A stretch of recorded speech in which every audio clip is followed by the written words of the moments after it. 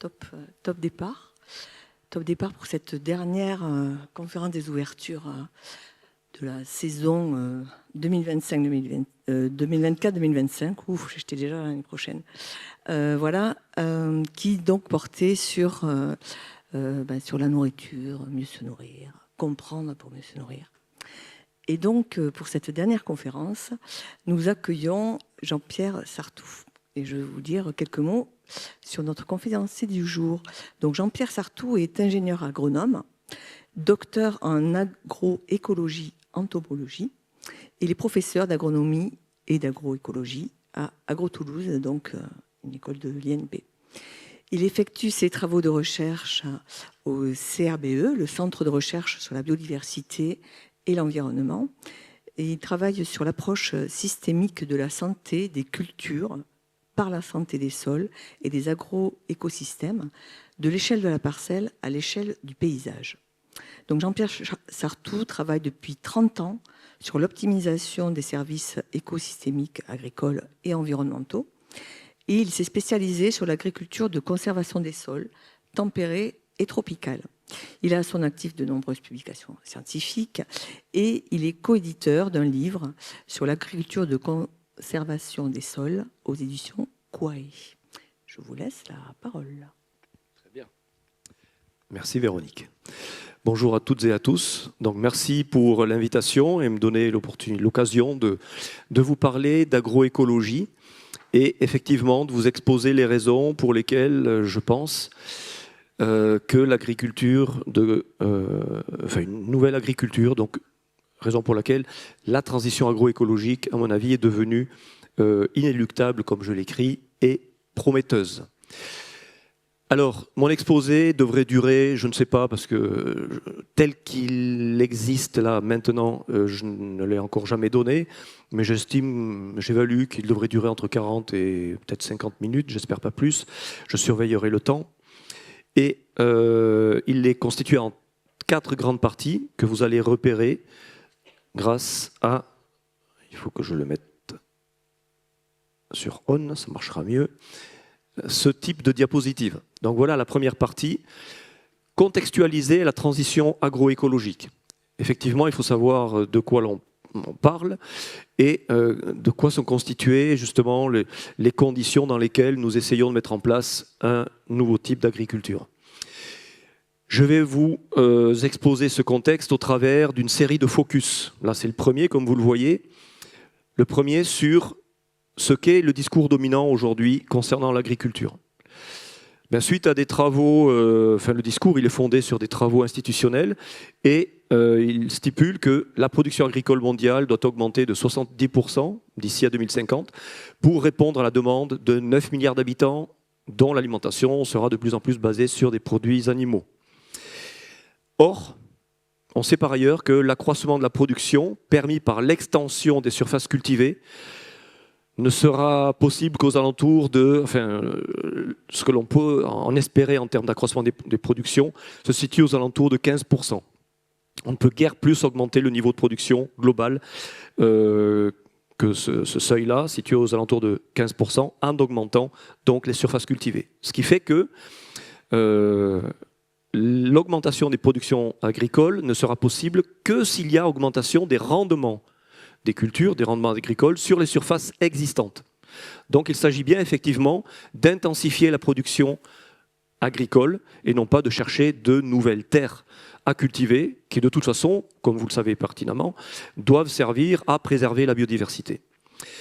Alors partant de là, eh bien, le mot d'ordre politique, ça aussi je pense que vous l'avez entendu, il est celui-là, nécessité de poursuivre l'intensification de l'agriculture dans les pays industrialisés par le numérique, l'agrorobotique, la génétique. Cela pour nourrir le monde. Ce à quoi de plus en plus de scientifiques répondent, non, il vaut mieux intensifier en instaurant une agriculture écologiquement intensive. Et de plus en plus, là je vous ai mis des références un petit peu vieilles maintenant, si je peux dire, 2013, 2010, mais de plus en plus de chercheurs en agronomie, agroécologie, effectivement, apportent de l'eau à ce moulin-là, si je peux dire, à ce type de discours. Et reprennent cet objectif d'intensifier l'agriculture écologiquement. Le problème, c'est qu'aujourd'hui, comme vous le voyez, dans les pays industrialisés, l'intensification de l'agriculture prend plutôt la forme de celle de la deuxième moitié du XXe siècle, avec toutes les limites qu'on a déjà bien identifiées et que je vais rapidement exposer, comme vous allez le voir. Justement, c'est le second focus. Focus sur les impasses du modèle agro-industriel dominant. Alors là, vous avez les limites planétaires liées à l'agriculture et à la nutrition. Donc ici à droite, en légende, vous voyez qu'il y a 4 couleurs que vous retrouvez dans les rayons, mais ces rayons sont positionnés sur une cible. La cible est constituée de 3 couleurs. En zone centrale, c'est du vert foncé, c'est la zone de sécurité. Et puis en périphérie de cette zone de sécurité, une zone jaune, c'est une zone d'incertitude. Lorsqu'on est sur cette zone, il faut commencer à faire très attention. Et puis, tout en périphérie, une zone rouge, là c'est la zone de danger dans laquelle il vaut mieux ne pas se trouver. Vous voyez que concernant certaines grandes fonctions planétaires, on a déjà dépassé, non seulement on a atteint la zone rouge périphérique, mais on l'a même a priori dépassé. C'est le cas pour la perte de biodiversité.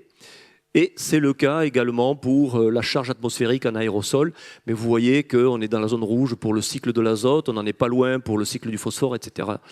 Et vous voyez, je reviens aux rayons maintenant, ces rayons qui se terminent par du noir, mais vous avez les 4 couleurs qui précèdent, et parmi ces 3 autres couleurs, à part le noir, puisque le noir n'est pas une couleur, paraît-il, le vert est la couleur la plus importante. Et là, c'est la production agricole. Donc l'agriculture, effectivement, elle est concernée, et elle est même la première activité économique au niveau mondial responsable du dépassement des limites planétaires.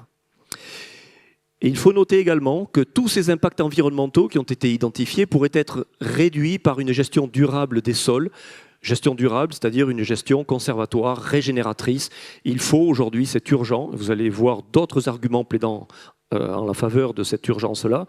Il faut gérer durablement les sols, il faut retaper, comme je dis de façon un petit peu triviale, il faut retaper les sols agricoles, cela devient aujourd'hui urgent. On continue sur ce focus, impasse du modèle agro-industriel dominant. On détaille un petit peu la contribution de l'agriculture à la transgression, au dépassement ici de 9 limites planétaires. Grosso modo, on retrouve les mêmes. Et la contribution de l'agriculture est symbolisée ici par ces points noirs. Vous voyez qu'il y en a partout. Là, il n'y en a pas. Mais en fait, lorsqu'on regarde les interactions entre, voilà le rôle de l'agriculture, et lorsqu'on regarde toutes ces flèches, les interactions entre les différentes dimensions environnementales, on voit que toutes convergent finalement pour faire de l'agriculture une responsable indirecte du réchauffement climatique. Et donc l'agriculture contribue de façon importante, indirectement certes, mais contribue de façon importante à la transgression de la limite changement climatique à hauteur de 25% du phénomène. C'est ce qui est estimé aujourd'hui. Pour préciser encore ce phénomène et cette responsabilité, et cette action indirecte de l'agriculture sur le changement climatique, je vous propose ce graphique, donc issu des travaux de Yang et al. 2024, donc c'est tout récent, qui montre les principaux impacts environnementaux de l'agriculture et les effets potentiellement aggravants du changement climatique. Alors, au centre, vous avez le changement climatique, justement. En périphérie, cette couronne orange clair, on va dire, c'est l'intensification de l'agriculture, ce sont les systèmes agricoles intensifs, et tout à l'extérieur, ce sont les impacts environnementaux, donc les effets sur l'environnement. Alors pour détailler cette figure, on commence par, vous voyez les flèches qui sont apparues, ici en périphérie, on voit effectivement que les pratiques agricoles intensives impactent négativement l'environnement.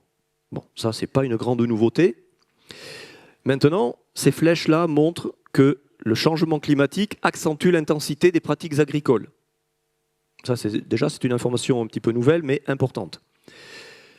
Autre chose que l'on voit, c'est les plus. Ces plus-là sont apparus. Donc, le changement climatique aggrave indirectement les impacts environnementaux des pratiques agricoles intensives. Donc, les effets de l'agriculture intensive sur l'environnement. Et ces grandes flèches qui reviennent au centre, eh bien, les impacts environnementaux des pratiques agricoles intensives, aggravés, on vient de le voir, accentue le changement climatique.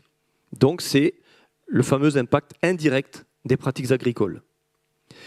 Et on termine avec ceci, voilà, au centre, vous voyez les pratiques agricoles intensives qui agissent sur le changement climatique. Donc, le changement climatique induit des effets plus forts des pratiques agricoles intensives sur lui-même, sur le changement climatique. Et là, il s'agit de l'impact direct des pratiques agricoles sur le changement climatique. Ben, la conclusion de tout ça, c'est quoi? C'est qu'il y a une réelle urgence à mettre en place des systèmes de production, SDP, systèmes de production adaptés au changement climatique et, si possible, qui atténuent le changement climatique. Focus 3, maintenant, sur... Là, on est toujours en train de poser le contexte dans lequel la transition agroécologique et les raisons pour lesquelles elle doit se mettre en place. Focus sur la disponibilité alimentaire mondiale. La production alimentaire mondiale est globalement suffisante en énergie, puisque chaque habitant sur Terre pourrait bénéficier d'à peu près 2700 kilocalories par jour. Donc globalement suffisante en énergie pour satisfaire les besoins physiologiques de la population mondiale. Et les besoins physiologiques sont en deçà. Ils sont situés entre 1800 et 2200 kilocalories par personne par jour, selon l'âge, le sexe, l'état de santé. Le problème, c'est que ces apports sont très mal équilibrés en différents produits. Mais énergétiquement, entre guillemets caloriquement parlant, elle est suffisante, la production agricole. Autre point très important à avoir en tête, c'est que 50% à peu près de la production alimentaire mondiale proviennent de petites fermes familiales, sur lesquelles c'est une agriculture à faible intrant, voire bio, entre guillemets, même si ce n'est pas officiel, donc bio par défaut, qui est pratiquée. Et ces petites fermes familiales n'occupent que 20% environ de la surface agricole mondiale. Vous voyez, 20% de la surface agricole mondiale qui réussit à fournir 50% de l'alimentation mondiale à peu près. Et en plus, cette agriculture, ces 20%, c'est souvent une surface caractérisée par des sols les moins fertiles. Tout simplement parce que les meilleurs sols ont été accaparés par des structures agricoles qui sont tournées vers l'exportation, vers les marchés mondiaux. Et autre fait important à avoir en tête, dans l'histoire des civilisations, les famines, contrairement à une idée largement répandue, les famines ont rarement été causées par de mauvaises récoltes, contrairement à ce que on nous apprend à l'école, au collège et ensuite. Elles ont plutôt été causées par des contextes politiques défavorables et des spéculations. Bon, vous voyez, ce n'est pas n'importe qui le dit, M. Sen, prix Nobel d'économie, voilà, qui a écrit un livre, 1000 ans de famine. On arrive au quatrième focus maintenant, qui est un petit peu le prolongement logique de ce que l'on vient de voir, sur la répartition de la production alimentaire mondiale. Là aussi, je pense que vous allez être surpris de voir ce qui va suivre. Eh bien, en fait, la production alimentaire provenant des régions les plus productives du monde, nous en faisons partie, elle ne représente qu'une petite fraction de la production alimentaire mondiale. Et on va prendre l'exemple des céréales, qui est la catégorie de production agricole la plus importante, si on peut dire. Donc, exemple des céréales, et voici ce graphique. En ordonnée, vous avez un pourcentage, donc ça plafonne à 100. Donc, c'est le volume de production céréalière mondiale. Et vous voyez ensuite, ici, en abscisse, des niveaux de productivité. Et les pays sont ordonnés de façon croissante par rapport à ce niveau de productivité. Donc, c'est les rendements moyens. D'accord ? Et donc, on positionne chaque pays, alors tous n'ont pas une étiquette, mais chaque pays producteur de céréales est positionné sur ce graphique. Eh bien, on voit sur ce graphique que 50% du volume de production mondiale, donc c'est bien de 50 à 100, 50% de la production céréalière mondiale proviennent de pays dans lesquels les rendements moyens plafonnent avec 3 tonnes 100, donc sont inférieurs au maximum de 3 tonnes 100 par hectare. Et même concernant les pays les plus pauvres, évidemment, on est en dessous, là, on est dans cette tranche entre 0 et 1. Les pays les plus pauvres produisent 1 tonne par hectare, soit 10 quintaux, puisque un quintal, c'est 100 kilos. Par contre, un élément très important également à réaliser, c'est que les 2/3 de l'énergie contenue dans ces céréales, dans ces 50% des céréales produites, servent directement à l'alimentation humaine. Les 2/3 de ces céréales sont utilisées pour l'alimentation humaine. Et à l'opposé, en bas, 12,5% simplement de la production céréalière mondiale est représentée par ce que produisent des pays comme le nôtre, donc les pays dont les rendements moyens sont au-delà des 6 tonnes hectares, donc des 60 quintaux à l'hectare. Donc évidemment, ce sont essentiellement des pays d'Europe de l'Ouest, d'Amérique du Nord. Et là, comme tout à l'heure, un fait très important, c'est de regarder la proportion des céréales qui servent directement à l'alimentation humaine. Ben là, on tombe. Tout à l'heure, on était à 2/3. Ben là, on tombe à 1/4. Voilà, 1/4 de l'énergie des céréales que nous produisons servent directement à l'alimentation humaine. 1/4 seulement. On arrive au focus 5 sur l'accessibilité à l'alimentation. Alors, on peut déduire de ce que l'on vient de voir que vouloir augmenter encore les rendements des céréales dans les pays développés comme le nôtre, qui ont déjà les rendements les plus élevés, mais en fait n'est pas justifié, n'est agronomiquement, énergétiquement, économiquement pas pertinent, pas souhaitable. Pourquoi ? Ben, d'une part, cela ne satisferait qu'une très faible part de la demande alimentaire mondiale, puisque les céréales des pays riches, donc USA, Brésil, Europe, Argentine, ben, on l'a vu, ne vont directement à l'alimentation humaine qu'à hauteur de 12,5% de la production totale. Et c'est là qu'on arrive aux arguments agronomiques. Gagner 10 quintaux, 1 tonne de céréales par hectare, sur un rendement qui est déjà élevé, aux alentours de 60 quintaux, 6 tonnes, ou au-delà, ben, coûte beaucoup plus cher en énergie et à l'environnement que de la gagner sur un rendement qui est plus bas, qui est aux alentours, entre 1 et 3 tonnes par hectare. C'est assez logique. Donc il vaudrait mieux aider les pays qui ont aujourd'hui de faible productivité à améliorer leur productivité. Le point précédent s'explique par cela. C'est un vieil adage que l'on entend parfois en agriculture. Les derniers quintaux sont les plus chers à produire. Mais pourtant, c'est ce que l'on essaie de faire dans les pays développés. On est toujours à essayer de gagner 0,1, 0,2 quintal à l'hectare. Mais cela provoque une augmentation des prix mondiaux des intrants au détriment des petits paysans. Et nous sommes aujourd'hui exactement dans cette situation-là.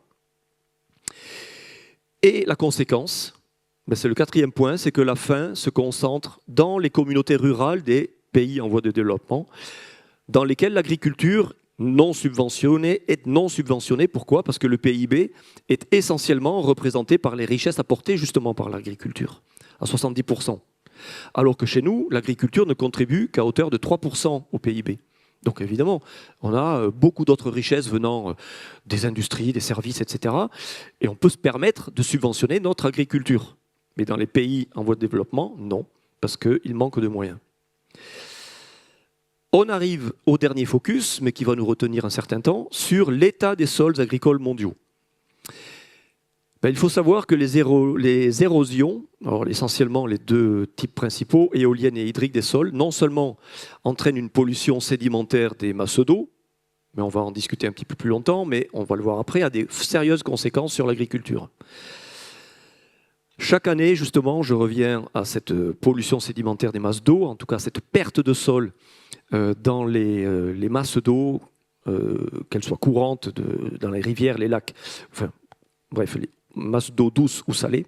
Chaque année, il est estimé que les surfaces agricoles perdent à peu près 27 milliards de tonnes. Ces 27 milliards représentent à peu près 29% de l'érosion totale. Et concernant les surfaces naturelles, ben c'est à peu près 2,5 fois plus, 67 milliards de tonnes, ce qui représente 71% de l'érosion totale. Donc, il y a davantage d'érosion provenant des surfaces agricoles. Mais ces surfaces agricoles représentent une surface bien plus restreinte que les surfaces naturelles et surtout sont sur des terrains beaucoup moins en pente, beaucoup moins pentus. Donc en fait, bien que la surface agricole totale représente un pourcentage qui est bien inférieur à 29%, des surfaces cultivées, mais en fait, les sols agricoles sont largement érodés du fait du travail du sol, comme nous allons le voir. Je reviens maintenant à ces quantités érodées. Les 27 milliards de tonnes représentent 21 milliards de mètres cubes. Bon, 21 milliards de mètres cubes, ça ne représente rien à personne. Si on pouvait récupérer ça, l'étaler sur une couche de 30 cm, 21 milliards de mètres cubes étalés sur 30 cm d'épaisseur, ça couvrirait plus de 7 millions d'hectares. Je vais vous donner de quoi apprécier cette surface dans quelques secondes. Et concernant les surfaces naturelles, 52 milliards de mètres cubes du coup, étalés sur 30 cm, qui est l'épaisseur par convention de la couche arable, ça permettrait de couvrir 18 millions d'hectares de terres arables. 18 et 7, 25. 25 millions, on pourrait créer 25 millions d'hectares de terres arables par an, donc sur 30 cm. Et ça représente quoi par rapport à la surface de la SAU française? Ben, on y est quasiment, puisque la SAU française est de 28 millions d'hectares. Donc vous voyez, chaque année, ce qui est perdu en sol, si on pouvait le récupérer, l'étaler sur 30 cm, on pourrait quasiment créer la SAU française, la couche arable, pardon.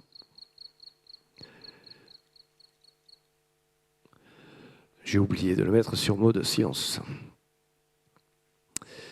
On pourrait quasiment créer la SAU française chaque année, sur 30 cm évidemment. Une autre étude qui corrobore un petit peu cette situation très préoccupante, une étude au niveau mondial sur 255 sites, qui aboutit à la conclusion qu'un tiers des sols ont une espérance de vie inférieure à 200 ans. L'espérance de vie, c'est justement le temps qu'il faut pour, par érosion, perdre ces 30 cm, c'est-à-dire la couche arable. Et un sixième, la moitié de ce tiers, un sixième, une espérance de vie inférieure à 100 ans. 100 ans, c'est rien. Si vous avez connu vos grands-parents, arrière-grands-parents, eh bien, c'est 4 générations. Une génération, c'est 25 ans. Ben voilà, 4 générations, on est sur ce laps de temps de 100 ans, ou même ici, moins de 100 ans. Oui, j'ai oublié, pardon, la dernière ligne. La FAO considère que l'érosion des sols est un problème planétaire aussi préoccupant que le changement climatique, sauf qu'on n'en parle quasiment pas. En tout cas, évidemment, beaucoup moins que le changement climatique. Ça ne veut pas dire qu'il ne faut pas parler du changement climatique, bien entendu. Une conséquence, et là maintenant on arrive à l'agronomie, de cette érosion, de ces érosions éoliennes et hydriques, c'est que l'on assiste aujourd'hui à une perte de fertilité endogène des sols par perte de profondeur des sols. Et ça, c'est quelque chose qu'on n'a pas tellement en tête dans le monde agricole ni agronomique. Voilà un schéma de type générique. C'est un schéma qui, justement, schématise comment ça marche. Quel est le type de relation entre la profondeur de sol et un potentiel de production d'une parcelle agricole. Eh bien, on voit, alors là, vous avez la profondeur de sol, plus on va vers la droite, plus le sol est profond, mais vous voyez que l'évolution actuelle est d'aller vers la gauche, et donc, la tendance est de voir une baisse du potentiel de production des parcelles agricoles. Vous avez deux courbes, une courbe avec intrants, avec engrais si vous voulez, et une courbe sans engrais. Évidemment, quand on ne met pas d'engrais, plus le sol est peu profond, plus la perte du potentiel de production est importante si on ne met pas d'engrais. Donc plus votre sol perd en profondeur, plus vous êtes dépendant des engrais pour maintenir ce qu'il est possible de maintenir en termes de niveau de production. Voilà, donc une nécessité de quantité toujours croissante d'engrais. Et il a été estimé que les rendements, le potentiel de production baisse d'à peu près 0,1% chaque fois qu'une tonne de sol est perdue. Alors une tonne, justement, tout à l'heure on a parlé des pertes de sol au niveau mondial, mais ramené à l'hectare, où est-ce qu'on en est? Eh bien en France, on estime que l'érosion moyenne en grande culture en France, elle est située, pour les sols cultivés en grande culture donc, elle est située entre 1 et 5 tonnes de sol, de terre par hectare et par an. Donc vous multipliez, si on est à 5, vous êtes à 0,5%, perte du potentiel de production de 0,5% par an, si on perd 5%, 5 tonnes par an. Donc c'est un potentiel de production très important que l'on perd potentiellement chaque fois que l'on perd du sol. On va passer à la matière organique. Alors du fait que les sols sont très travaillés, on peut dire parfois trop travaillés, même la plupart du temps. Ça ne veut pas dire qu'on peut toujours se passer du travail du sol. Non. Si j'avais tendance, au début de la période à laquelle j'ai commencé à m'intéresser à l'agriculture de conservation, j'avais tendance à penser ça, aujourd'hui je ne le pense plus. Notamment dans la région, dans bien des cas, le travail du sol, il faut le maintenir un minimum. Mais j'ai bien dit un minimum. Alors parce que les sols sont parfois trop travaillés et ne reçoivent plus assez de matière organique en restitution des pailles, de fumier, de compost. Vous voyez ici, exportation des pailles, c'est un revenu supplémentaire pour l'agriculteur. Les pailles partent dans les régions d'élevage, parfois traversent les Pyrénées, ici pour le sud de la France. Et les cultures, du coup, en tout cas les fertilisants, les nutriments qui étaient apportés auparavant par le fumier sont aujourd'hui sous forme organique, maintenant sont apportés sous forme minérale au travers des engrais. Eh bien, à cause de cela, en zone de grande culture, et vignes également, on constate que le taux de matière organique des sols, MOS, est faible, ou les taux de matière organique des sols sont faibles. Vous avez une carte avec la légende, et vous voyez qu'effectivement, ici dans le bassin aquitain, au sens large, au sens géologique du terme, bien entendu, dans le bassin parisien, effectivement, c'est là que l'on trouve les taux les plus bas de matière organique des sols en grande culture. Et bien à cause de cela, on constate aujourd'hui une baisse de la stabilité structurale des agrégats. Là, vous avez la teneur en matière organique. Lorsque les sols sont en dessous de 2%, eh bien, la stabilité structurale, elle est très faible. Faible à très faible. Bon, c'est évalué par proxy, qui est le diamètre moyen des agrégats mesuré après un certain traitement infligé à l'échantillon de sol. Mais donc c'est traduit en termes de stabilité structurale faible. Et cela se traduit aussi par ceci. Lorsque l'on met une motte de sol provenant d'un tel sol pauvre en matière organique dans de l'eau, là c'est un vase on va dire, vous avez une motte de terre qui a été posée sur un grillage, eh bien ça se désagrège et au bout de quelques minutes, vous avez tout le sol qui est parti en poussière, qui est descendu au fond du récipient. Et lorsqu'on fait un test d'infiltration d'eau au champ, vous voyez, il y a une marque ici, il y a eu un cylindre de posé, de l'eau versée dans le cylindre et on mesure le temps d'infiltration de l'eau. Lorsque vous avez fini le test, eh bien les agrégats se sont défaits et vous avez de la vase qui s'est déposé à la surface du sol, et lorsque ça sèche, on parle de croûte de battance. Et actuellement, en période de semis, avec les orages que nous avons, il y a bien des sols, et j'ai fait des photos, il y a bien des sols qui ont la surface comme cela. Et si c'est très épais, et ça dépend aussi de la richesse en limon fin, limon grossier surtout, et même une certaine proportion de sable, vous avez une sorte de mortier naturel qui se fait à la surface du sol après un orage. Après que l'agriculteur ait fabriqué et créé parfois trop de terre fine, qu'il y ait eu un orage, vous avez donc formation d'une croûte de battance et lorsqu'elle sèche, elle devient très dure et cela empêche parfois les jeunes plantules de passer au travers et donc vous avez un défaut de levée à cause de ce phénomène-là. Et lorsque vous êtes à l'opposé de cette droite, vous êtes sur des valeurs très élevées, eh bien vous pouvez mettre votre motte de terre dans de l'eau, il n'y a quasiment rien qui s'en détache. Vous pouvez faire un test d'infiltration, là il a eu lieu, le cylindre est en place d'ailleurs. Vous voyez, d'ailleurs il y a des débris à la surface du sol, c'est la preuve que là on était en agriculture de conservation des sols. Vous n'avez pas de croûte de battance et vous avez un pouvoir d'infiltrabilité bien supérieur et les orages actuellement ne posent aucun problème aux villages qui sont en dessous, à la voirie, enfin aux routes, ne sont pas inondés par des coulées de boue puisque l'eau a tout loisir et la capacité de facilement s'infiltrer dans ces sols-là. On parle de matière organique et vous retrouvez le même type de schéma, ça n'est pas strictement le même, mais c'est le même type de schéma que tout à l'heure. Ici, vous avez toujours le potentiel de production, là vous avez la matière organique, toujours l'évolution actuelle qui est d'aller vers la gauche, donc de voir des sols avec de moins en moins de matière organique du fait des pratiques agricoles que j'ai rapidement évoquées tout à l'heure. Et là aussi, le potentiel de production qui descend plus rapidement si on n'apporte pas d'engrais que si on apporte des engrais. Voilà, et on est obligé ici aussi d'apporter des quantités toujours croissantes d'engrais. Et cela se traduit au niveau mondial par une baisse assez spectaculaire de l'efficience des engrais azotés. Qu'est-ce que c'est que cette efficience des engrais azotés? Eh bien, c'est la quantité d'unités que vous récoltez sous forme de culture, enfin de récolte justement, par unité d'engrais azoté apporté. Là, on est à l'échelle mondiale, donc on parle en millions de tonnes. Donc c'est le nombre de millions de tonnes de céréales récoltées, ça va de 10 à 80, par unité, par million de tonnes d'engrais azotés apportés au champ. Mais ça peut être calculé à l'échelle d'une exploitation agricole, à l'échelle d'un champ. Eh bien, vous voyez que dans les années 60, on était entre 60 et 80 unités récoltées par unité d'engrais azoté apporté. Aujourd'hui, on en est aux alentours de 20, entre 20 et 25, même s'il y a eu un petit rebond. Là, c'est l'effet des outils de pilotage de la fertilisation azotée. Dans les années 90, se sont fortement développés des outils N-testeurs, etc., s'il y a des spécialistes, des outils d'aide à la décision, si on peut dire, puisque c'est un petit peu à la mode ce terme, en tout cas des outils qui permettent aux agriculteurs de mieux calculer la quantité précise d'engrais qu'ils doivent apporter à leur culture. Donc ça a permis d'améliorer un petit peu cette efficience, mais globalement, elle est restée très bas, donc on va dire qu'on était entre 20 et 30, alors qu'on était entre 60 et 80 dans les années 60. Pourquoi ? Parce que la matière organique a fortement baissé.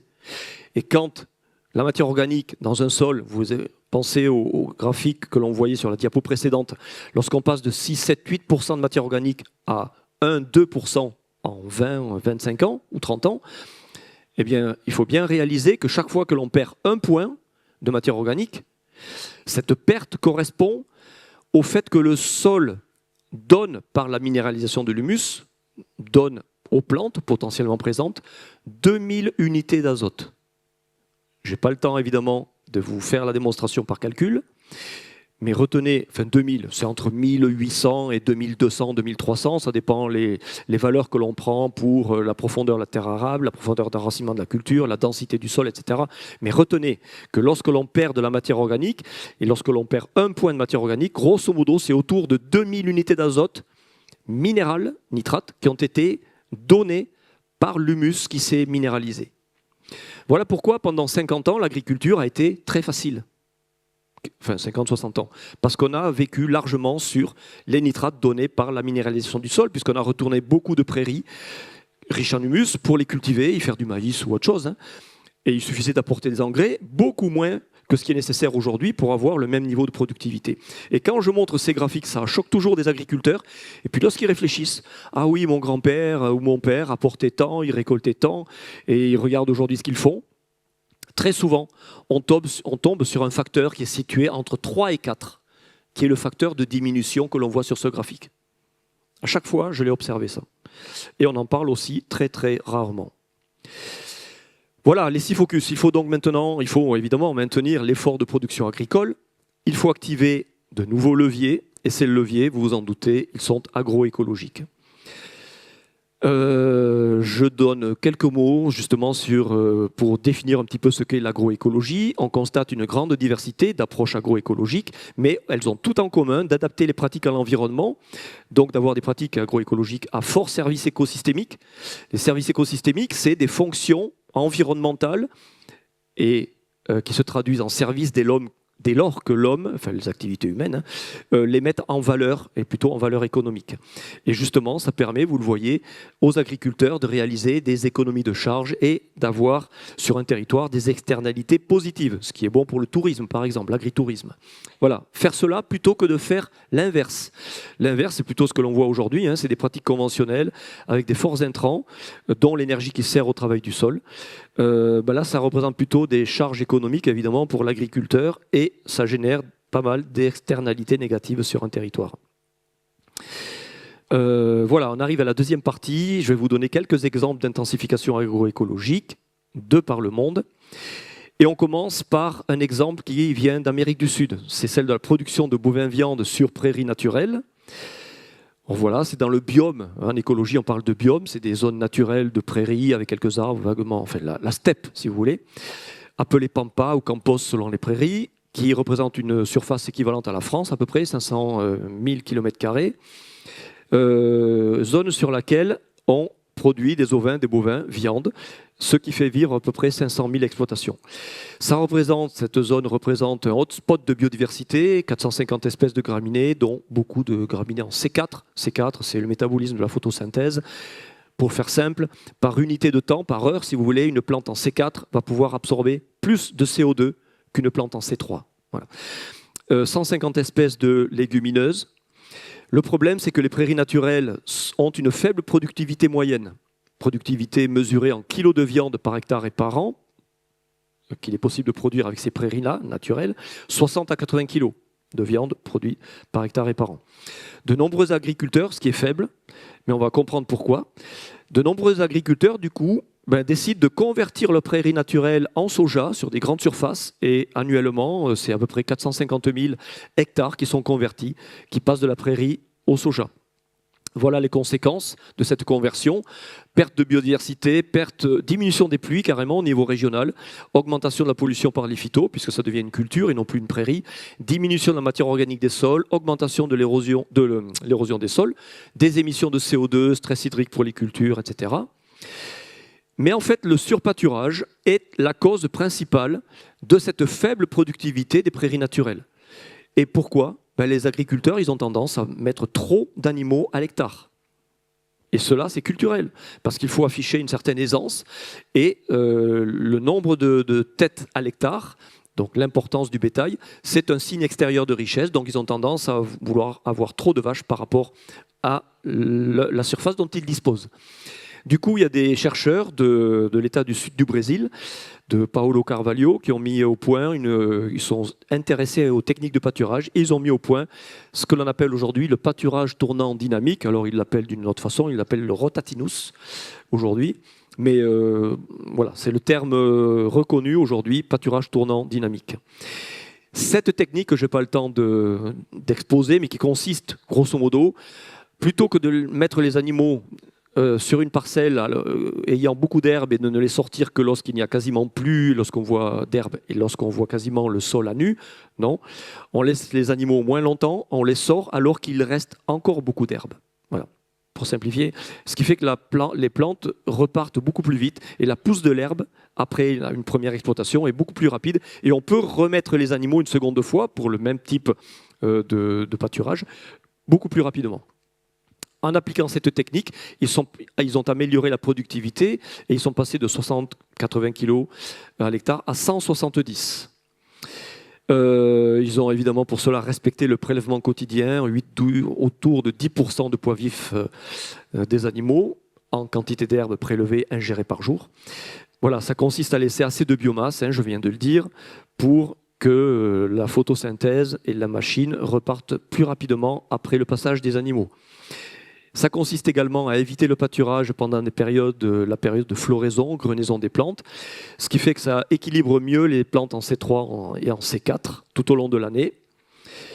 Et ils ont amélioré, dans un second temps, cette première amélioration, ils l'ont poursuivi, ils ont réussi à passer de 170 kg à 230 kg par hectare de viande, par hectare et par an, et cela tout simplement en améliorant encore une technique d'exploitation des prairies, mais toujours sans nouveaux intrants, simplement en limitant la dominance des graminées peu appétibles qui formaient de gros monticules que les animaux ne touchaient jamais, mais qui occupent de la surface. Donc ils ont évité par la gestion et le broyage la présence de ces refus qui occupent de la surface pour rien. Voilà, cette technique de pâturage tournant dynamique a été exportée en Uruguay, comme vous le voyez. Ça a permis d'améliorer le revenu des éleveurs, diminuer l'érosion, améliorer voilà, tous les paramètres qui, auparavant, avaient été dégradés par le passage à la culture de soja. Maintenant, un exemple de mise en place de synergie par l'association de plantes annuelles et pérennes. Et là, ça se passe en Afrique subsaharienne. Vous avez là-bas des arbres qui, enfin, de façon générale, les arbres modifient leur environnement. Cela affecte positivement ou négativement les espèces voisines selon les espèces présentes. Et concernant ces pays d'Afrique subsaharienne, voilà un arbre qui est Federbia albida. Cet arbre, qui est un arbre légumineuse, comme l'acacia chez nous, le robinier faux acacia, légumineuse aussi, eh bien, c'est un arbre qui a une phénologie inverse. Phénologie inverse, donc il met en place son feuillage pendant la saison sèche, il perd ses feuilles au début de la saison humide. Et la saison humide, c'est le début de la saison de culture, en fait. Donc là, les arbres, Federbia, viennent de perdre leurs feuilles, ça permet de fertiliser le sol, ça permet à plus de lumière de passer, donc la culture au sol ne souffre pas d'une concurrence par rapport à la lumière et même par rapport à l'eau des arbres, puisqu'ils sont en sommeil. Ça permet également de limiter la température à la mi-journée, ça diminue l'évapotranspiration, donc on augmente l'humidité du sol. Et voilà, diminution de l'évapotranspiration. L'évapotranspiration, c'est l'ETP, l'évapotranspiration potentielle, c'est la demande de l'atmosphère en humidité, si vous voulez. Le fait qu'il y ait ces arbres présents, ça limite le vent, ça limite l'échauffement au niveau de la parcelle, donc ça limite l'ETP, et donc il y a un meilleur usage de l'eau par la culture au sol. Et accroissement du NDVI, qui est une mesure de la densité de la végétation, diminution de l'intensité des maladies sur épis de blé, et finalement, c'est une augmentation, vous voyez, assez significative du rendement, 23%, de la quantité de paille produite aussi, à peu près de la même quantité. Voilà, tout simplement grâce à l'agroforesterie. Un autre exemple, qui est la conception de paysages régulateurs de ravageurs des cultures, là ça se passe en France, chez un céréalier, Jacques Icter, qui est dans l'Aisne, qui gère 2 exploitations. Et l'exemple que je vous montre ici, c'est une des deux, de 172 hectares. Vous voyez le parcellaire. En éléments semi-naturels, vous n'aviez que un bosquet ici, et puis quelques haies que vous voyez en vert. On est en 1985. Là, il prend conscience qu'il n'y a plus beaucoup de gibier sur son exploitation. Or, il est chasseur, mais surtout le dimanche, il aime bien se promener avec ses enfants. Nous avons eu sa fille étudiante à l'ENSAT il y a une dizaine d'années. Et justement, du coup, il était assez triste de ne pas pouvoir montrer des animaux, des faisans, des cailles, des lièvres à ses enfants. Donc il a contacté l'ONC à l'époque, devenu ONCFS, et il a appliqué à la lettre ce que préconisait l'ONC pour favoriser le retour du gibier. Il a également agrandi son exploitation par ici, vous voyez là, et il a reprofilé toutes ses parcelles.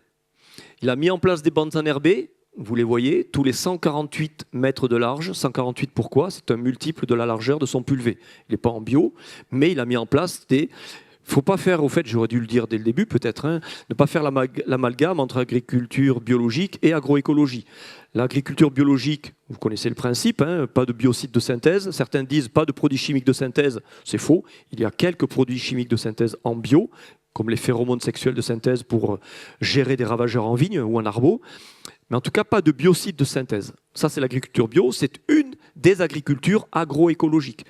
Mais dans l'agroécologie, il y a bien des systèmes de production qui utilisent des produits phytosanitaires, par exemple, des engrais de synthèse, le moins possible, bien sûr, en utilisant le mieux possible les services écosystémiques. Voilà, il n'y a pas de synonymie stricte entre AB et agroécologie. L'agroécologie englobe plusieurs formes d'agriculture agroécologique, dont l'agriculture bio.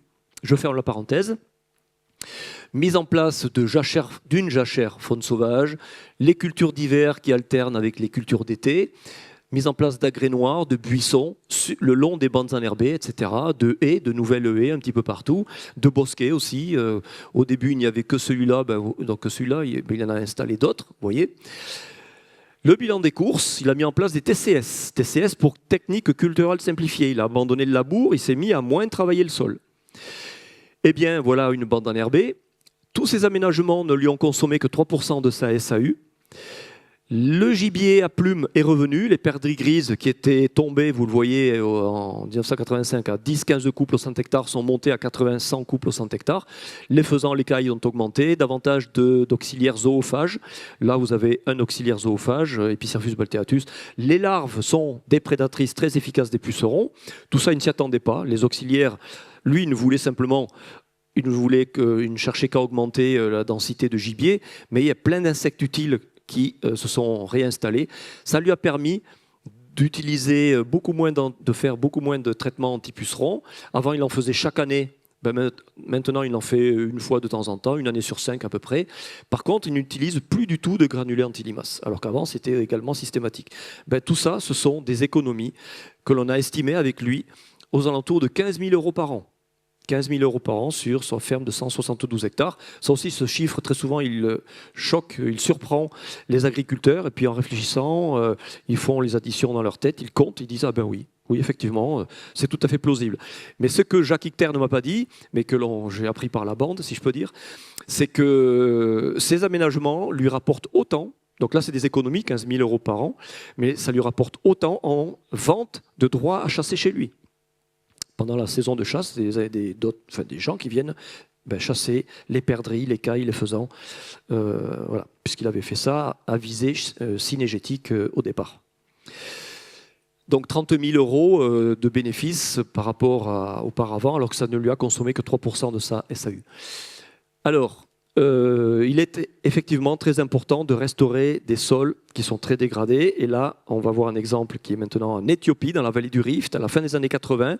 Ils ont réalisé que les ruminants, les vaches qu'ils laissaient divaguer un petit peu partout, en fait, mangeaient la végétation dont le sol avait bien besoin. Donc ils se sont dit, on va faire mettre en place deux types d'exploitation agricole, de fermes. Des fermes laissant les animaux divaguer, donc appelées open grazing farms, et puis des fermes appelées exclosed farms, donc avec des exclos, donc des parcelles clôturées dans lesquelles les vaches ne peuvent pas rentrer. Donc à gauche, les vaches continuent à utiliser comme fourrage la végétation des champs après récolte. Pour la cuisine, ce sont là aussi les résidus de culture qui étaient toujours utilisés, avec les bouses séchées, dont le sol avait pourtant besoin, mais on continuait comme avant. Les sols bénéficiaient de ce fait d'une faible biomasse, simplement les racines des cultures qui avaient été récoltées.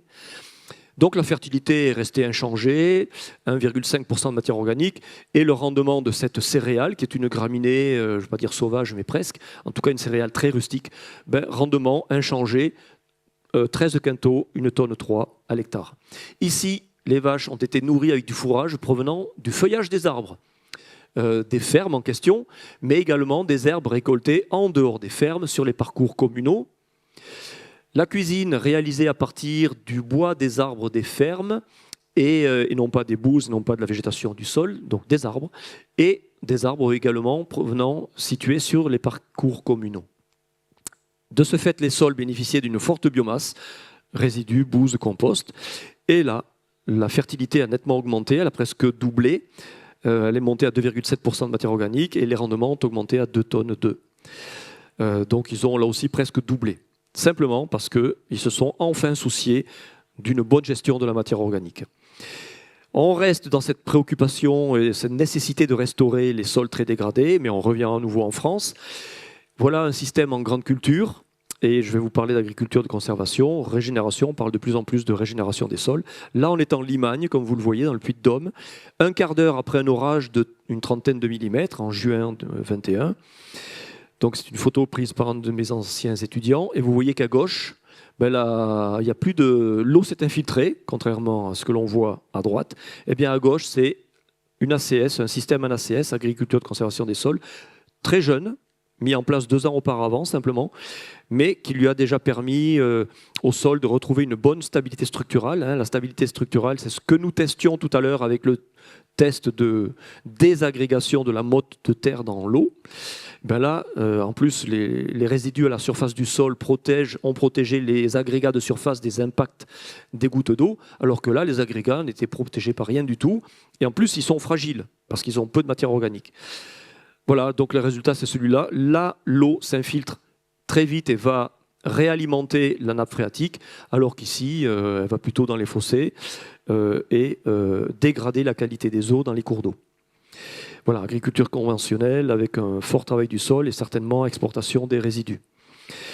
Là, vous allez voir quelque chose qui illustre le lien entre santé du sol et santé des cultures. Même si je ne vais pas pouvoir vous parler de maladies, mais santé au sens large, ou vigueur des cultures. On est dans les Deux-Sèvres maintenant.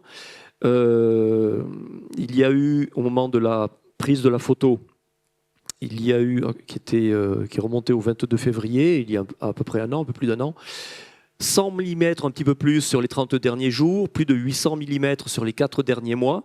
Eh bien, là, on est en conventionnel, sur blé tendre, en ACS depuis 20 ans, colza d'hiver, vous voyez que la culture se porte bien mieux sur un sol qui est en bonne santé que sur un sol qui souffre, qui a très mal supporté la quantité d'eau tombée, donc importante évidemment, tombée les 4 derniers mois, plus de 800 mm.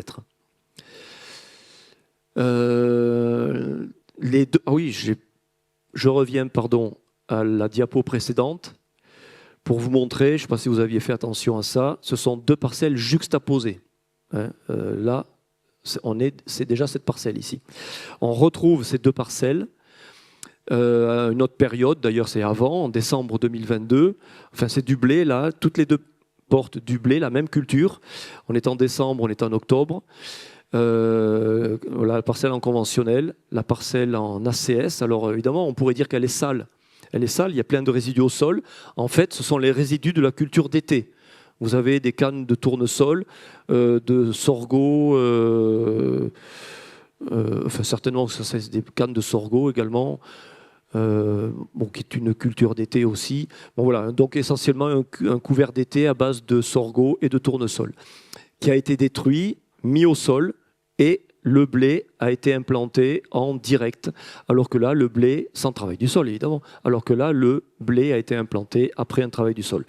Et maintenant, je vais vous laisser apprécier les performances technico-économiques moyennes pour chacune de ces deux parcelles. Voilà, rendement moyen 55-60 à gauche, 75-80 à droite. Évidemment, rien n'est inventé. Quantité d'azote, 180 à gauche, 80 à droite. IFT herbicide, 1,2, 2,4 à gauche, 0, parfois impasse, ça veut dire parfois c'est sans herbicide, et 0,8 à droite. Conso de gasoil, 120 à gauche, 40 à droite. Et puissance pour le labour, il faut compter à peu près 40 chevaux par soc de la charrue. Ici, on ne parle pas de travail du sol puisqu'il n'y en a plus. Voilà. Donc il s'agit effectivement, ça a l'air caricatural et pourtant cet exemple existe, il est tout à fait réel, rien n'est inventé, mais on est chez un agriculteur, on n'est certes pas chez quelqu'un de très très performant en conventionnel ici à gauche, et par contre on est à l'opposé chez quelqu'un effectivement, puisqu'on l'a suivi pendant 2 ans, avec un autre conventionnel, c'était pas lui, mais avec un autre voisin conventionnel, dans le cadre d'une thèse. Lui, c'est un agriculteur très performant dans ce domaine-là de l'agriculture de conservation des sols.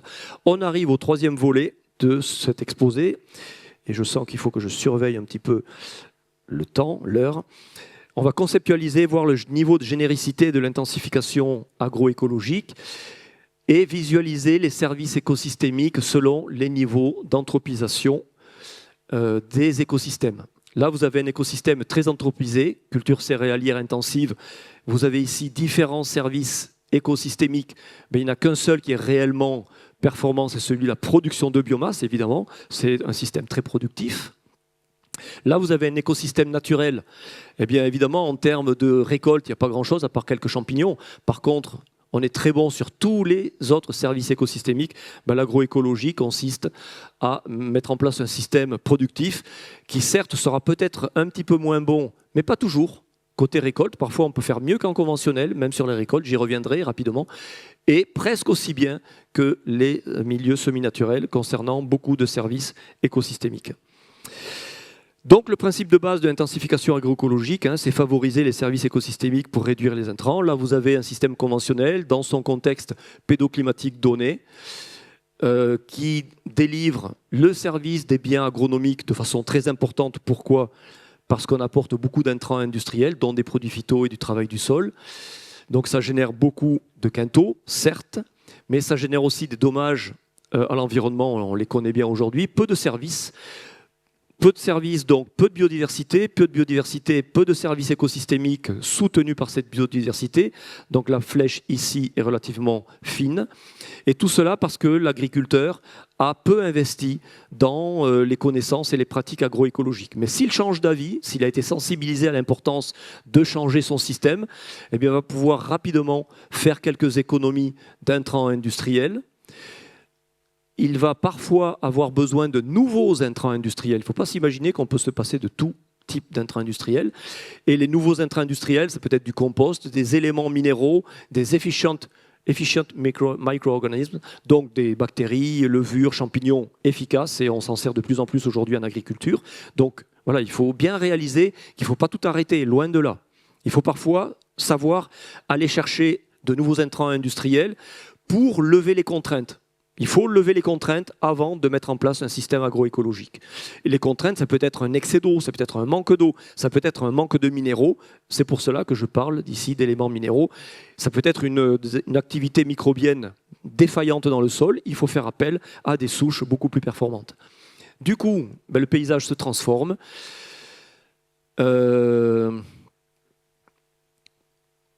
paysage se transforme, voilà, il y a moins de dommages à l'environnement, davantage de services, davantage de biodiversité, et du coup, cette flèche, davantage qui grossit, davantage de services écosystémiques qui viennent remplacer en partie les intrants industriels, le travail qui était avant à la charge de l'agriculteur.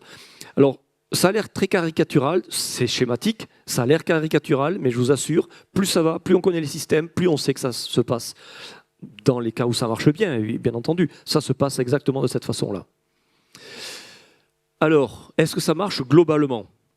Eh bien, la plus grande synthèse publiée, donc une méta-analyse de second ordre, je n'ai pas le temps d'expliquer ce que c'est qu'une méta-analyse de second ordre. En tout cas, retenez qu'on ne fait pas plus puissant en termes d'analyse et de démonstration scientifique, avec des statistiques très complexes à l'appui, puisque c'est une méta-analyse ayant utilisé, de second ordre, ayant utilisé 98 méta-analyses simples, plus de 6000 études, presque 42 000 comparaisons sur les effets de quelques pratiques agroécologiques par rapport à des pratiques conventionnelles. Donc elle a consisté à regarder le changement suite à la mise en place des pratiques agroécologiques par rapport aux performances de l'agriculture conventionnelle. À gauche, vous avez ici le rendement. Lorsqu'on est au-dessus de 0, ça veut dire que le changement a permis des gains de productivité. Lorsqu'on est en dessous de 0, il y a eu baisse de productivité suite au changement mis en place des pratiques agroécologiques.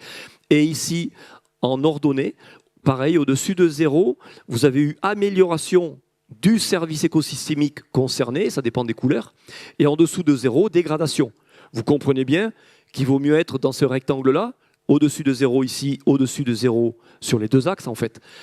Donc d'être dans la case win-win plutôt que d'être dans une des trois autres et surtout pas dans celle-ci. Parce que là, on a tout dégradé. On a dégradé la productivité et les services écosystémiques. Ben, vous voyez que dans 63% des cas, on constate qu'on est dans ce secteur très favorable du changement où on gagne sur les deux tableaux. Donc voilà. Et il faut bien réaliser que justement cette agroécologie permet de lever, on le voit ici, on a gagné non seulement en service mais aussi en rendement, eh bien permet de lever cet antagonisme entre rendement et service écosystémique qui est fort et inhérent à l'agriculture conventionnelle, à fort intrant industriel. En agroécologie, lorsque c'est bien pratiqué, on peut être gagnant sur les deux tableaux. Et maintenant, quels sont les bénéfices possibles pour la société ? Alors bio, c'est une partie des systèmes agroécologiques, comme je l'ai dit tout à l'heure. En bio, pour produire la même quantité de denrées agricoles, il faut 25 à 110% de surface en plus qu'en conventionnel. C'est une réalité largement reconnue. En bio, on produit moins. Par contre, dès que l'on regarde ce que ça donne en termes d'alimentation, une personne qui mange bio régulièrement a besoin de 23% de surface en moins qu'une personne ne mangeant jamais bio. Pourquoi ? Parce qu'elle ne mange pas les mêmes choses, notamment elle mange moins de protéines animales. Par contre, lorsqu'on regarde la même denrée produite, il faut plus de surface en bio qu'en conventionnel. Concernant les émissions de gaz à effet de serre maintenant, en bio, pour produire une quantité donnée, d'une denrée donnée, en moyenne, on constate une baisse des émissions de gaz à effet de serre de 4% par rapport au conventionnel. Pourquoi ? Parce qu'en bio, on n'utilise pas d'engrais de synthèse. Donc il y a moins d'émissions de N2O, qui est un gaz à effet de serre très puissant, 297 fois, 300 fois, plus puissant que le CO2. Par contre, en bio, on travaille beaucoup plus le sol. Donc il y a davantage d'émissions de CO2 et davantage d'émissions de CH4, puisqu'en général, il y a plus d'élevage aussi dans les systèmes bio que dans les systèmes conventionnels. Mais là aussi, toujours en ce qui concerne les émissions de gaz à effet de serre, lorsqu'on regarde ce que ça donne au niveau de l'alimentation, une personne qui mange bio régulièrement provoque des émissions de gaz à effet de serre presque 40% plus faibles qu'une personne ne mangeant jamais bio. Parce que là aussi, il y a consommation de moins de produits carnés. Et on termine ce troisième volet par la comparaison de systèmes bio, ACS, conventionnels pour 9 services écosystémiques. Je vous laisse les lire. Donc là, vous avez les 4 grandes catégories de services écosystémiques. Les catégories, alors là, on les détaille, ils sont détaillés, je ne vais pas tous les lire, vous pouvez les lire. Eh bien, la conclusion, est de celle-ci. Les systèmes ACS, agriculture de conservation des sols, offrent les meilleures combinaisons de performance agronomique et de performance environnementale, donc présentent la meilleure capacité à lever ce fameux antagonisme inhérent au conventionnel entre services agronomiques rendement, il faut produire, et mise en place malgré tout de services écosystémiques. C'est l'agriculture de conservation des sols qui offre ce meilleur potentiel. Et voilà le dernier volet qui n'est pas très long. On va passer en revue 3 brèves considérations en guise de conclusion. La première, on va considérer ce que nous disent certaines personnes ou certains organismes en matière de changement climatique. Le GIEC nous dit: nous vivons une rupture par rapport à la variabilité climatique passée. Nous entrons dans l'inédit pour l'espèce humaine. Le GIEC nous dit aussi: nous ne sommes pas prêts pour ce qui nous attend. Un spécialiste agronome, spécialiste de l'agriculture de conservation et de la dynamique du carbone, de la matière organique dans les sols, américain, a calculé que si l'on généralisait au niveau mondial dès maintenant l'agriculture de conservation des sols et l'agroforesterie, ce sont 178 gigatonnes, milliards de tonnes de carbone qui seraient stockées dans les sols et 153 qui le seraient dans la végétation ligneuse. Cela aboutirait à une concentration atmosphérique en CO2 inférieure à ce qu'elle était à l'aube de la révolution industrielle, soit 270 ppm. Elle est aujourd'hui de 415 ppm. N'atteindre que la moitié de cet objectif permettrait de redescendre au niveau des années 1980. Voilà. Mais pour cela, il faut mettre le paquet en termes. Et voilà pourquoi je dis à mes étudiants, vous vous apprêtez à réaliser et à avoir le métier le plus important pour ce 21e siècle, qui est je suis convaincu de cela. On sous-estime l'importance du métier d'ingénieur agronome par rapport à son potentiel. Deuxième type de considération en matière de productivité des systèmes agroécologiques, considérant ce que nous disent Muller et Hall dans une simulation de scénario à l'échelle mondiale et Poux et Aubert dans une simulation elle aussi de scénario à l'échelle européenne. J'en ai fait la synthèse. Si l'on généralisait la bio, 100% de bio au niveau mondial, mais avec les systèmes actuels, ou alors 100% de transition agroécologique au niveau européen, avec des systèmes recomposés, puisqu'on parle de transition agroécologique à l'échelle européenne, on verrait une diminution des pesticides, d'utilisation des pesticides, diminution de l'eutrophisation des eaux, parce que moins d'engrais azotés, augmentation de la biodiversité. Par contre, on observerait une baisse des rendements, une baisse des volumes des productions alimentaires. Mais souvenez-vous de ce que l'on vient de voir il y a quelques minutes concernant le régime bio. Il faut changer de régime, peut-être alimentaire. On va en reparler. Et problème aussi, du coup, il faudrait augmenter les surfaces agricoles nécessaires. Bon, dans certains cas, je l'ai dit tout à l'heure, la transition agroécologique, si elle s'attaque à la régénération des sols, peut permettre au contraire d'augmenter les rendements par rapport au conventionnel et d'augmenter donc les volumes de production alimentaire. Pensez au cas des 2 agriculteurs dans le nord de Sèvres, dont je parlais tout à l'heure. Et je le répète, rien n'avait été inventé. Maintenant, le scénario, moins d'élevage, surtout moins de porcs et moins de volailles, qui sont des monogastriques, qui se nourrissent des aliments que nous pourrions directement consommer. Par contre, diminution moins forte des vaches laitières. Elles mangent de l'herbe, on ne va pas se mettre à manger de l'herbe. On ne pourrait pas la digérer. Donc, on aurait une diminution de 50% de la consommation des produits animaux par habitant, ce qui permettrait une diminution de 43% des surfaces feed et fourragères. Alors, qu'est-ce que c'est que les surfaces feed ? On parle de surface feed, surface food. Les surfaces feed, c'est pour produire des denrées agricoles utilisées pour nourrir le bétail, nourrir les animaux. Feed. Surface food, c'est produire de l'alimentation pour les êtres humains, pour nous.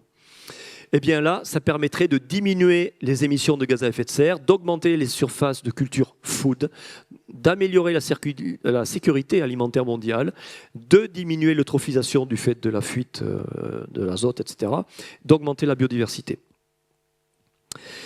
Scénario baisse de 50% des pertes et des gaspillages alimentaires tout le long de la chaîne alimentaire. Et ça, c'est conforme, cette baisse de 50%, aux objectifs de l'Union européenne et de l'ONU. Eh bien, ça permettrait d'alléger, de diminuer la pression, d'alléger cet inconvénient de baisse du volume de production alimentaire, d'augmentation des surfaces agricoles nécessaires. Et dernier scénario, qui est en fait une combinaison des 3 précédents, 100% bio, plus baisse de l'élevage, plus baisse de 50% de la consommation de produits animaux, plus baisse de 50% des pertes et gaspillages alimentaires, eh bien, ils arrivent, donc un cumul de tous les bénéfices, ils arrivent à la conclusion que c'est la seule voie permettant d'avoir un système agroalimentaire mondial ou européen soutenable écologiquement et suffisant pour nourrir toute la population. Il faut jouer en fait sur tous les tableaux. Une preuve du concept, comme je l'ai écrit à droite, que ça marche. Ça, c'est une publication scientifique. Donc, Kumar et collègues ont démontré qu'en Inde, un petit État du nord de l'Inde, coincé entre le Népal et le Bhoutan, ils ont mis en place, transformé toute leur agriculture à 100% dans tout le pays et mis en place l'agriculture biologique. Voilà, premier État du monde à avoir mis en place 100% de sa SAU en bio, donc 100% de ses fermes, ce qui a permis d'améliorer les sols et la biodiversité.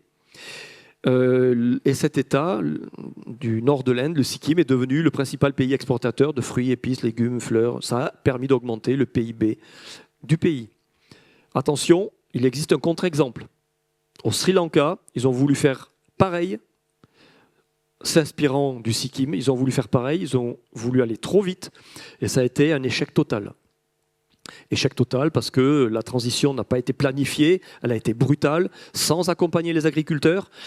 Du coup, la conclusion, c'est qu'il faut certes transformer les systèmes agri-alimentaires vers la transition agroécologique, vers le bio, mais cette transformation doit être progressive, surtout par rapport à la régénération des sols. Ça ne se fait pas d'une année à l'autre, c'est sûr, c'est une tâche de longue haleine, et il faut accompagner les agriculteurs, c'est impératif, c'est trop complexe, et ils sont aujourd'hui dans une situation économique trop mauvaise pour les laisser tout seuls face à ce défi qui est colossal, qui est extrêmement complexe et qui représente pour eux une prise de risque trop forte du coup. Troisième considération en matière de lutte contre les dépenses évitables. En France, tout à l'heure 3B, ça sera au niveau mondial. Alors, considérant ce que nous disent aux France le ministère de l'écologie, je vous laisse lire parce que je pense que je suis maintenant très très long, le coût théorique de la dépollution des stocks d'eau souterraine en France métropolitaine représenterait, vous voyez, ce coût-là. Ce coût serait de 522 à 847 milliards d'euros. L'INSERM nous dit, dans son rapport pesticides et santé en 2021, la maladie du Parkinson, les cancers de la prostate, du sang, les lymphomes, ils sont certainement en lien avec une exposition aux pesticides et ils représentent un coût annuel de 4,4 milliards d'euros. Les maladies officiellement liées à l'exposition professionnelle aux pesticides représentent presque 50 millions d'euros par an. Le fonds d'indemnisation des victimes des pesticides, en 2021, vous voyez la somme qu'il a versée aux victimes pour 333 dossiers. En 2022, vous voyez la somme aussi, largement augmentée, pour 645 dossiers. Donc tout ça, ça coûte cher. Maintenant, dans le monde, toujours ces dépenses évitables. Considérant ce que nous dit le Global Policy Report, les coûts réels cachés, socio-économiques, environnementaux, du modèle agro-industriel à l'échelle mondiale. Or, par exemple, les coûts environnementaux, baisse de productivité des cultures causée par la perte locale de biodiversité. Il a été montré que chaque fois dans une grande région, il y a baisse de la biodiversité, ça s'accompagne par une baisse de la productivité des cultures. Par rapport par unité de facteur de production. Attention, ce n'est pas en valeur absolue. Par unité de facteur de production, je n'ai pas le temps de tout expliquer. Autre exemple, le coût d'un tiers des émissions mondiales, puisque l'agriculture, avec le système alimentaire, représente à peu près un tiers des émissions mondiales de gaz à effet de serre. Ces coûts cachés, à l'échelle mondiale, ils sont de 15 000 milliards de dollars américains par an. Ça représente 12% du PIB. Une autre étude corrobore tout à fait ce chiffre, puisque situe ce coût entre 10 et 25 milliards de dollars américains, selon le dernier rapport de l'IPBES. L'IPBES, c'est l'équivalent du GIEC, mais pour la biodiversité. Au contraire, le Global Policy Report estime que les bénéfices estimés d'un modèle agroécologique à l'échelle mondiale seraient annuels de 10 000 milliards de dollars. 10 000 milliards de dollars par an. Et le coût estimé de la transition agroécologique à l'échelle mondiale estimé à simplement 0,2-0,4% du PIB mondial. Donc ce n'est pas grand-chose. Et cette étude, une autre étude qui démontre que les coûts de la baisse de productivité des cultures dont je parlais à l'instant, causées par les pertes locales de biodiversité du fait de l'agriculture, selon eux, justifient un moratoire sur l'expansion spatiale donc, de l'agriculture industrielle. Eh bien, considérant tout cela, voilà la vraie conclusion de cet exposé. Qu'est-ce qu'on attend ? Je suis désolé, j'ai été très long, mais en tout cas, je vous remercie pour votre attention.